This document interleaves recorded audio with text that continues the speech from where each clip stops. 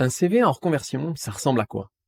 Tu crois qu'il faut mentir un peu, gonfler les compétences ou cacher les trous?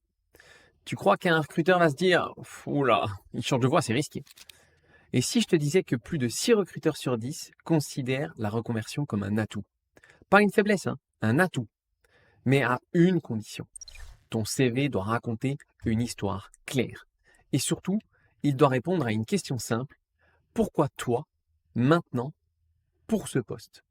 Tu veux faire une bonne impression? Alors oublie les phrases creuses du style motivé, dynamique, capable de travailler en équipe. Premier piège, le CV générique. Tu veux changer de voix, mais tu présentes un CV comme si tu étais encore dans ton ancien job. Résultat, le recruteur, il comprend rien à ton projet. Ce qu'il veut voir, c'est la logique. Pourquoi tu passes de la logistique au digital? Ou pourquoi tu quittes l'enseignement pour le consulting SAP? Si ton CV ne raconte pas ça, t'es out. En deux, le syndrome du vide. Tu te dis, j'ai pas d'expérience dans ce domaine, donc je mets rien. Erreur. Tu as des compétences transférables. Tu as des projets perso. Tu as peut-être suivi une formation. Tout ça, c'est du contenu. Mais il faut le présenter comme une valeur ajoutée.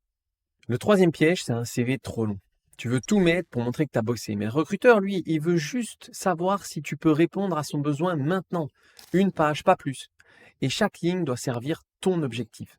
Donc, 4 blocs, un titre et une accroche claire. Ensuite, des compétences clés, un parcours pro mais orienté, et enfin les formations et les projets perso. Tu as suivi une formation en ligne, tu bosses sur un projet particulier, tu le mets et tu le valorises comme une preuve d'engagement. Un bon CV en reconversion, c'est pas un CV qui cache, c'est un CV qui explique et qui projette. Tu veux changer de vie? Alors commence par changer de narration. Un bon CV en reconversion, c'est pas un CV qui s'excuse, c'est un CV qui assume, qui dit voilà ce que j'ai fait, voilà ce que je veux faire et voilà pourquoi je suis prêt. T'as pas besoin de 10 ans d'expérience, tu as besoin de clarté, de cohérence et de courage. Si tu veux aller plus loin, tu sais ce qu'il te reste à faire.